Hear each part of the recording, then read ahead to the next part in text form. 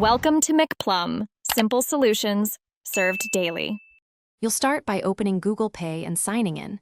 This links payments to your Google identity. Once done, tap Add to start adding a debit card. You need your physical card for numbers and a photo ID only if verification requests it. Make sure NFC and mobile data or Wi-Fi are on so the app can verify your phone and communicate with the bank. If prompted, set a screen lock. Google Pay requires a secure unlock method to protect your card. You'll enter or scan your debit card details. The camera speeds this up. After confirming the billing address, accept the bank and Google Pay terms so verification can proceed. Then choose verification. Most banks send a one-time password by SMS, while others use an app prompt or small temporary charge. Complete that verification right away.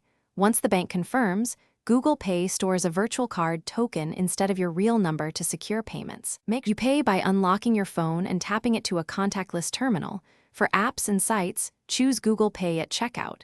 If you manage multiple cards, set this debit card as default in Wallet so payments use it automatically.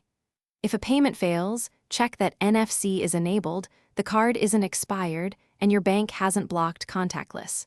If problems persist, remove and re-add the card, and contact your bank to confirm there are no holds or limits preventing tokenized transactions.